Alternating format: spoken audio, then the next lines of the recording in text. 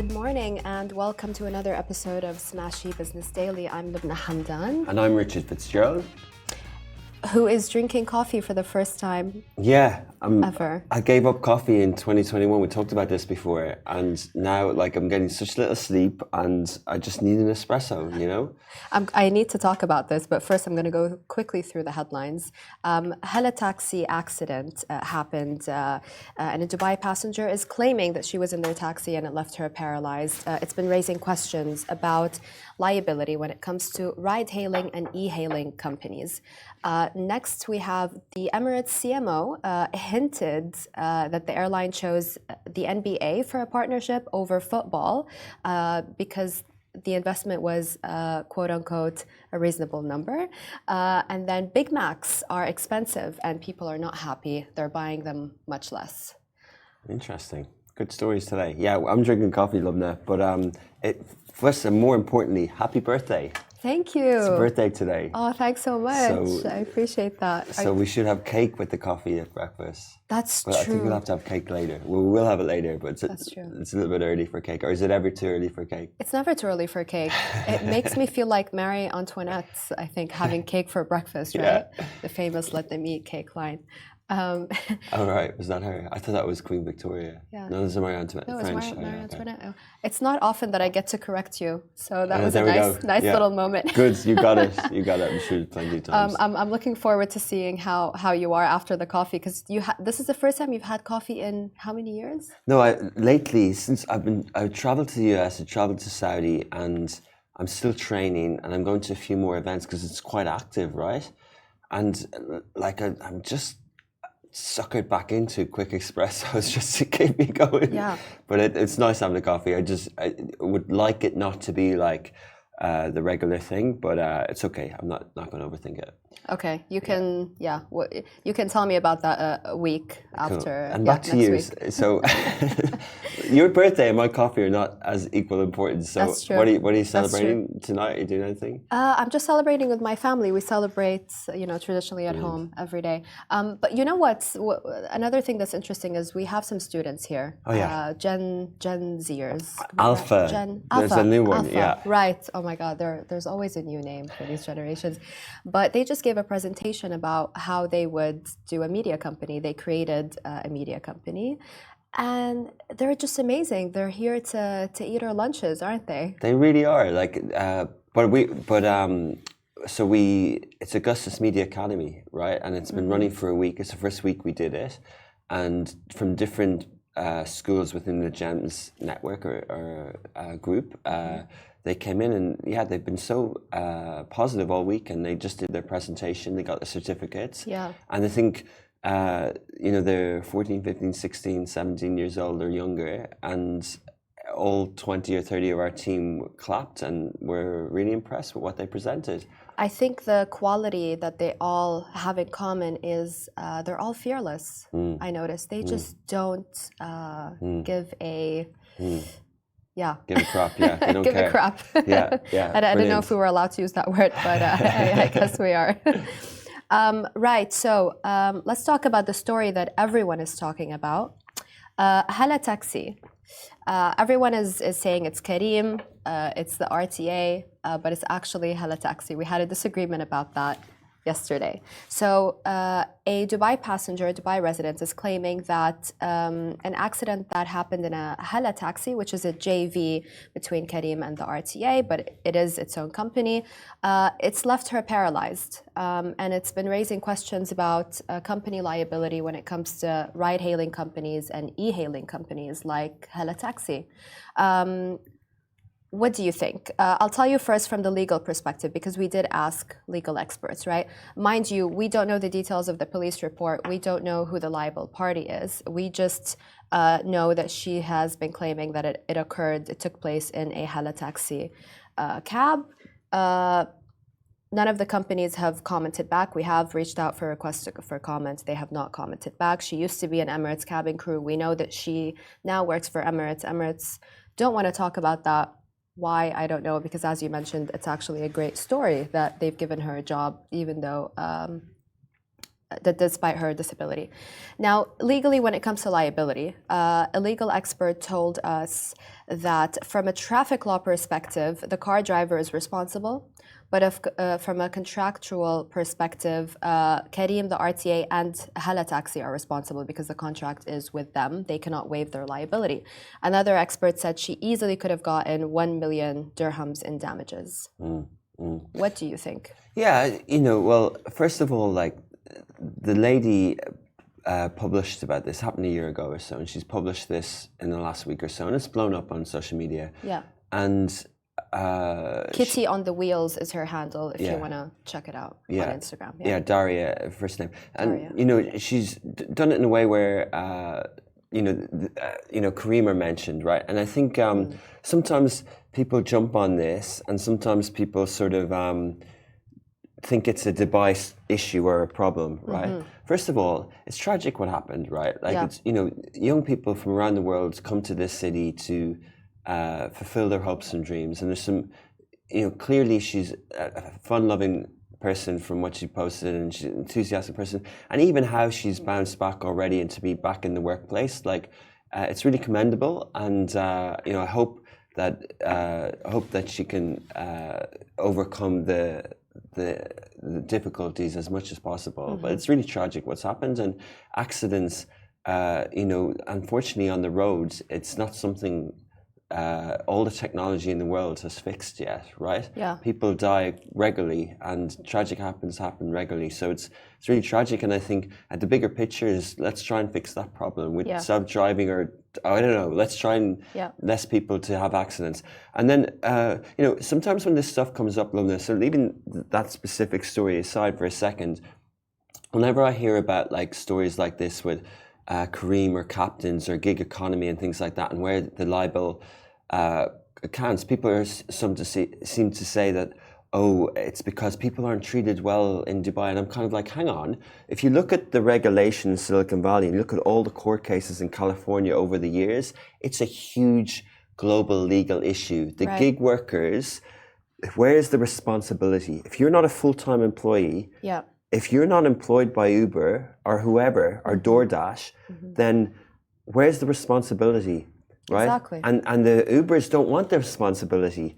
They want the contract workers, because if you're a full-time employee, there's more liability on the company. Absolutely. And this is a global gig economy. It's a technology issue, and the lawyers allude to that. So it's not a Dubai lunchbox problem. It's a global problem, and I think. There's no definite answer to it. Each place will have its own regulation on that. Yeah, I just think that, and I know we disagreed about this yesterday, but you didn't want to mention Karim in the headline. I wanted to, and I wanted to mention the RTA as well. But if we just mention Hala Taxi, which is not as big as Karim, are people going to pay much attention to the story? Is it gonna hold these larger companies accountable? Because in this case it is Hala Taxi. Hala Taxi is you can book a Hala Taxi on the Karim app or the RTA or right, correct. But Karim have also had faced backlash for example, I think they had a campaign earlier that you get a refund if you don't get your food within X amount of minutes. What does that mean for the riders? I just pick up on something there, because we don't need to hold someone to account. We don't need to hold companies to account. Like, the fact of the matter is that the CEO of Hala came on Smashy before. They are a separate entity, just like Salik went public on the stock market. If Hala is super successful, they're in talks with another Emirates to launch. They're in talks with other parts of the region. Hala could become an IPO, right? It's got 30 employees. It's got a CEO. It's got a separate office. JVs, incorporated JVs is different to unincorporated JV. An incorporated JV is another company. Sure. So they've found a gap in the market, and maybe it can be rolled out globally. So it is a Hala situation. The user doesn't know because the interface, but it's like not talking about a B2B software. So it is a Hala situation. But the bigger picture there is the gig workers and and the legal liability around that. I just want to mention one other thing. I remember a couple of years ago, Casey on Love in Dubai interviewed an American lady who'd never heard of Dubai. I don't think had a passport and never been out of America. And the reason she moved to Dubai, she was unemployed. She came on Love Dubai show and she got offered a job after it, which we felt really proud about. But and it'd be good to check in on her. But the reason she came to Dubai is that her brother was a DoorDash delivery guy, and he got shot dead on the doorstep delivering food at night in a rough neighborhood. Wow. Right? So this is the point I'm trying to make. Like there are problems with innovation. Like, you know, we talk about Facebook and accountability and you know the Senate and all that sort of stuff, right? You can disrupt, but you can also, you know, which is why regulation and which is why building a city of the future like is happening here and all the tech that's happening here, all these things are important things from a regulatory framework point of view. Yeah, absolutely. And but your question was, I kind of digress. My question was that, you know, even though this is a Hala Taxi problem, considering that Careem is also in the ride-hailing, you know, space, and with their drivers, they do really push them to the limit when it comes to delivery times, and they have faced backlash for that. So I'm just thinking, like, these companies do generally, aside from the story, they do need to take some accountability, right? Yeah, look, fair enough. I mean, those companies have their things to worry about. I think we're trying to tell the story about shed light and information that doesn't exist and tell the story of that. And then we know that there are other stakeholders. There's the regulators, there's the companies. I think, you know, over the years on our other media brands, we've covered a lot of the gig economy workers or the captains and the drivers and everyone who works on these apps, right? And I think the way that it's done is just showing how they evolve and how things change. And I think that's all that we can do. You know, there's competitors to those companies who do think that they don't treat them well. Yeah. There's people in those companies who do think they do treat them well. You know, there's people who think that lawyers are overworked, bankers are abused, people in the creative industry are abused, people in the coffee and the barista industry are abused. There's other people who are more growth mindset and think they're happy to have a job, and you know, so it goes back to this whole thing, right? Like it's almost ideology about where you stand. But you know, I think again, I'll always say this. I think technology is a net good, and I think the Careem have done wonders for the region. They probably shouldn't have sold to Uber. They've even the super app stuff. Like I remember when that was a mistake, wasn't it? Probably, I do think so. It's an evolution, but probably. I mean, most people say that Souk and Careem, but 3 billion is a lot of money. Like, you know, but I think the interesting thing about Careem is that they did so well with diversifying their portfolio. Like they owned the box thing, and that shouldn't have been theirs because Fetcher had a march on them, you know. But that, I mean, gosh, Careem Box is amazing. So good. It's just that, you know, the app really needs some financial backup, I think. Yeah. Because it's not that good. Anyways, yesterday you did something very journalistic. Okay. and I was very proud as a journalist. So you went to the Emirates press conference, which was wonderful, but which was amazing. So they just partnered with the NBA. Yeah. Tell us the question that you asked and tell us how you felt. Yeah. So it was stunning, right? There was in Emirates HQ, and it was Brent Black was talking, and there was a star from the NBA and someone from the NBA organization, and the head of marketing. A very longer title than that. I don't do him justice, but Butcher's a legend in the industry. And so it was very pomp. It was very sort of brilliant Emirates, brilliant videos, NBA brands, Emirates brands, like two really global brands, really amazing. And they announced this global partnership. And I asked the question and I said, will we see NBA on ice? But also, what's the total investment? And then followed up with like, will we see more NBA basketball leagues in the UAE and all that? And they sort of ignored the question about the investment. And then later someone asked someone asked a follow-on question of why, if you're sponsoring something in the US in sports, why did you pick NBA? Mm-hmm. And the full answer was that they were looking at this for a long time. But then also that coming back to me, he looked and he said it was a reasonable price, it was a reasonable amount. And our brilliant journalist here, Lubna, has kind of said that, you know, Emirates did it because they got it for cheap. But I think what's interesting, so that wouldn't have been my interpretation, but it was just, look. But you asked the question, that was amazing. And you felt weird because everyone went silent. I felt like I said the wrong thing at Emirates HQ, yeah. And that's how you know you asked the right question. But look, like I think sponsorship, like it's not, global marketing sponsorship aren't secrets, right? If you invest in the Olympics, it's a $50 million or two, like people know the ticket for a sponsorship, right? And NBA are one of the most commercial savvy sports leagues, probably the most commercial. But what's happening in the US at the moment is the NFL is dominating. Super Bowl Sunday coming up, most views per platform. I think the statistics of like TV in the US last year, nothing comes close to NFL. I think like wrong numbers, but 93 of the 100 most topped linear watched shows last year in the US were NFL. Like absolutely. NBA doesn't come close to football in the US. So I think that is interesting to look at it like that. But then, you know, he gave a really nice story. He said he went to Australia and someone said, who should you sponsor? And they said, well, tennis, well, they do that. They do the US Open, they do the Australia Open. They sponsor AC Milan, they sponsor Benfica, they sponsor Arsenal is the Emirates Stadium. Like, you know, when we were invited to an Emirates sponsorship thing, it was kind of like, well, they do things big.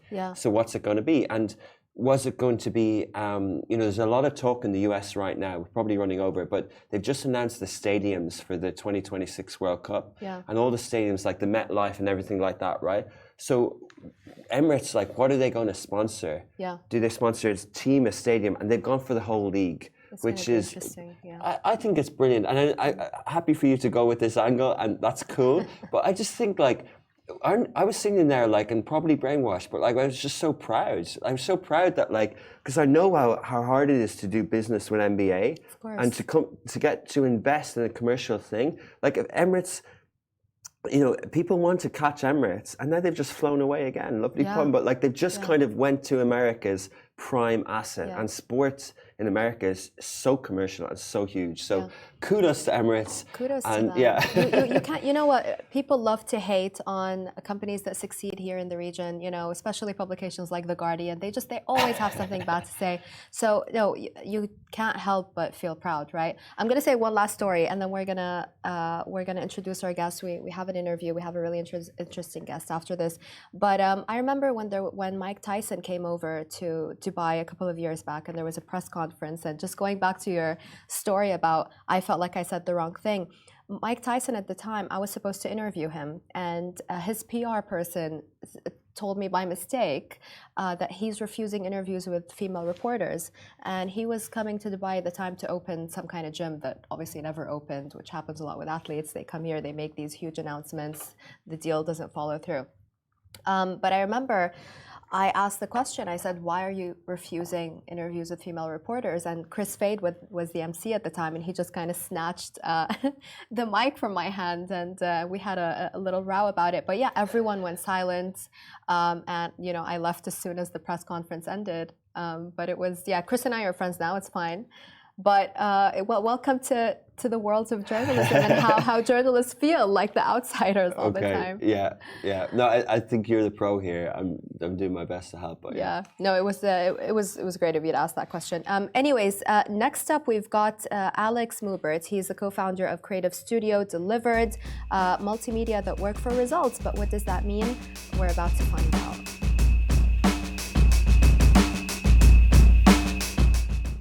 Welcome back, guys. We've got Alex studio. Hello. Welcome, Alex. So you're the co-founder of Delivered. Yeah. It's a multimedia that works for results. Yes, it's a creative correct. studio. Yes. What exactly does that mean? So I will start with some background on myself. I have two educations. One is very, very technical. And one is very creative. It's the jazz music. I used to play on the double bass, the jazz music, There's a song, I don't know if you've watched This Is Us, but there's a song called We Can Always Come Back to This. Yeah. Do you know it? Yes. It's one of my favorite songs. Nice. Okay, go ahead. So this is like where the technology meets the creative. So that's like in my mind, And I was working in creative industry for like 15 years. And mostly my work was, behind some very cool creative projects where you need to apply a lot of innovations into the marketing. Yeah. So multimedia is the combination of like media. So the sound, the content, the lights, the temperature, so everything. Yeah. So it's like omnisensory thing around us. And mostly this industry is not called multimedia industry, but I think it's like one of the future titles for that. Yeah, so it's the creative innovations. It's like the applying of the creative technologies to the ceremonies, to the shows, to the real estate development. I mean the surrounding around us, to the content and so on. Yeah. So tell us about some of the projects that you would do, for example, just so people can understand the services a bit better. Yeah. For example, one of the last projects we held in Dubai Future Foundation. It's the partner company of the Museum of the Future here in Dubai. Yeah. And it was the project where we applied a lot of innovations. So it was the AI music, which was generating in real time, and the young Emirati boy, his name is Rashid Al Marzouki. He was playing piano. Wow. Like national music of Emirates music. Wow. Like the heritage, and AI was like learning from this music in real time. And around that there was a lot of graphics, and it was like it was not the pre-made show, it was the real time. So every time he played something, AI starts to learn from him in real time, just from scratch. And the graphics around were developing the graphics, which are also generative. So everything is like real time. So what was AI doing exactly? Creating music with him as well, or was it the graphics? No, the music as well. The music as well. Yes, the graphics were like algorithmic. So the graphics were listening to the music from him and from AI, and creating all these effects around. And AI was learning and training in real time based on what he's playing. So you can play jazz music, it will try to play jazz with you. So the middle parts, like the melodies around and so on. Yeah. Do artists like that? Because I'm thinking a lot of people would think, oh, is Rashid going to have a job in the future? Yeah. What would you say to that? Well, 7 years ago I launched the company, and I was the first in the world who developed AI music application. 7 years ago, nobody was talking about AI at that moment. Wow, it was very unique and niche thing. Yeah. And by this moment, we have 10,000 musicians on the platform. Wow. And they like apply a lot of their content to our platform, and we pay for this content.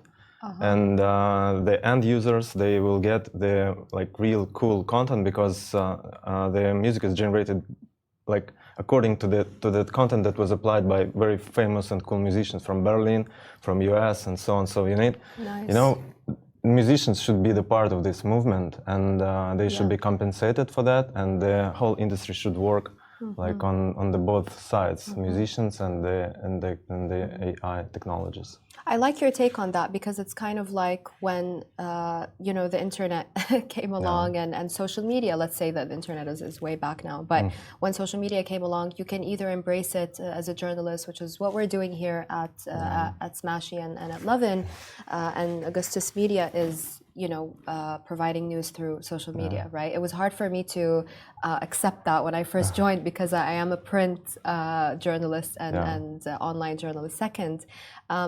But okay, I like that. So musicians should work together with AI. They shouldn't be afraid of AI. They should use it as a tool. It's the tool, but today, like every tool is used by like good people and bad people.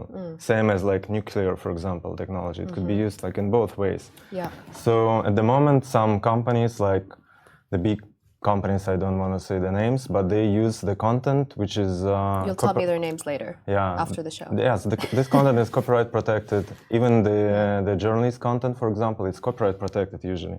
Right. But they just used it to apply to the AI, and then AI can generate all these, similar texts based on this content. And these are the original copyright owners. They were not compensated for that. So that's the big question at the moment in this industry, how it will work. And I'm on the side of the musicians, because I'm the creative guy myself. I used to do a lot of creative business. and I'm Do the you do jazz any music? musician. Jazz music. Yeah, I Nice, was the jazz nice. musician, and I was playing on the same stage with Massive Attack, with the big bands. But Yeah. for me, it's like something where something important that we should solve.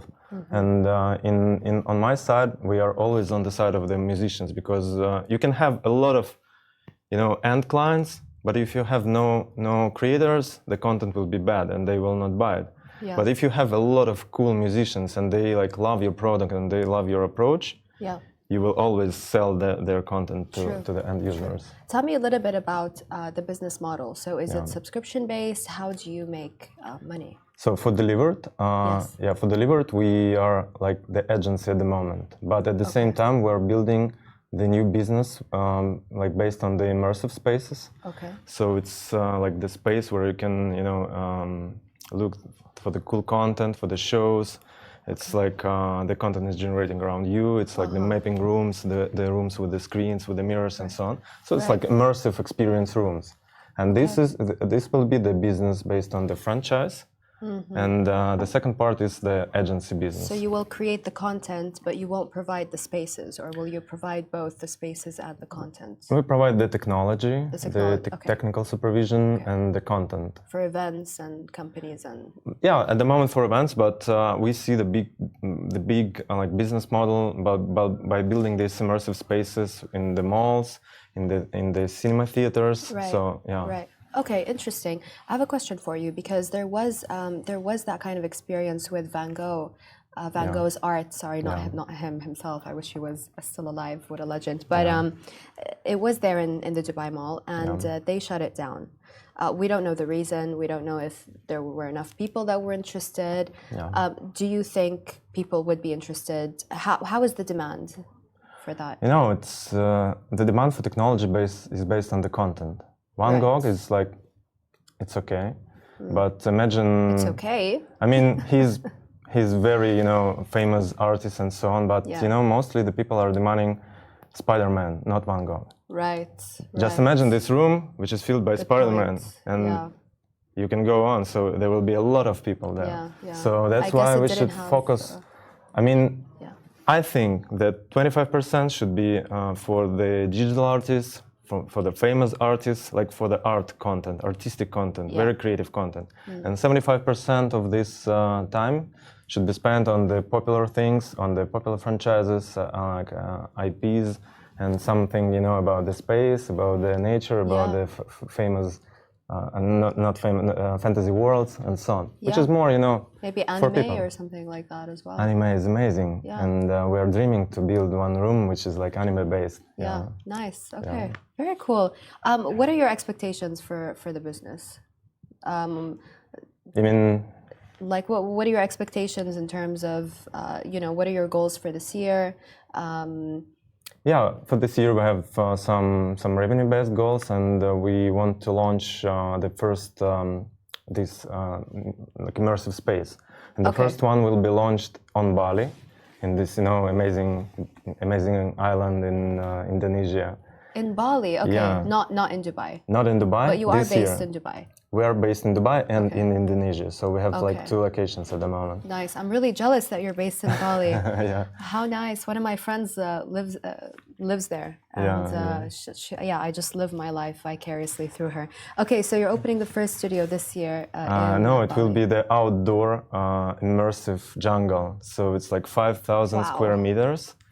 It's like the road through the jungle, and it will be filled by a lot of immersive things, the soundscapes, the multimedia installations, the lighting installations. So you will immerse yourself through this jungle, and it will be the first our own case for this business model. How does that happen? Do you have to lease the land, and how are you going to make money from that?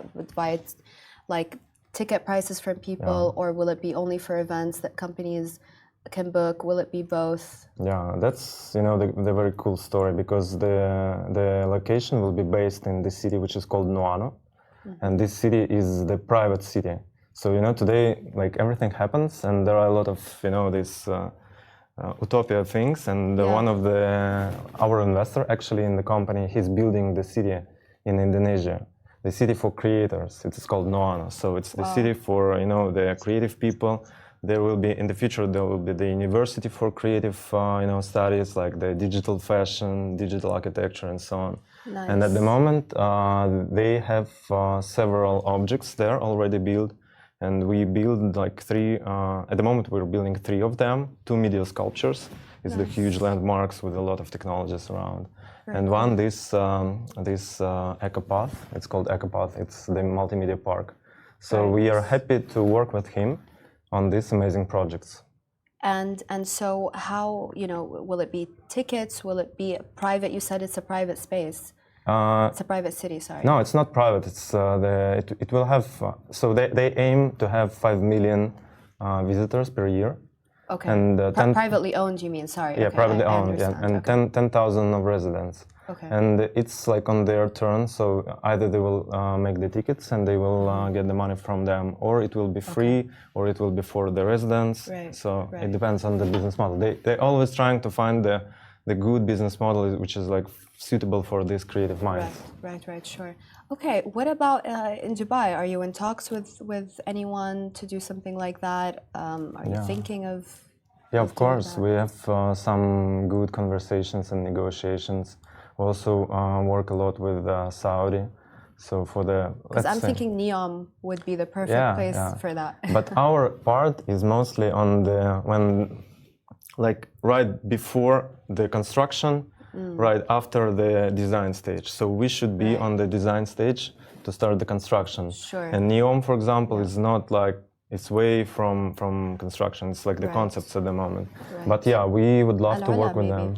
Yeah, we would love to work with them to apply these, crazy things. Because my dream is to apply multimedia not only as the entertainment solution, but also as the well-being solution, where the lights are adaptive, so the sounds are adaptive and they are like soothing, healing around you. So multimedia works to make yourself feel more calm, more creative, to inspire you and so on. So that's why we think that multimedia will be applied to these amazing cities like NEOM. Not like these lights, they're just killing us. But okay, that's really cool because we had a sleep expert on the show a couple of days ago. Really? And her name is Julie Malone. She's amazing. Shout out, Julie.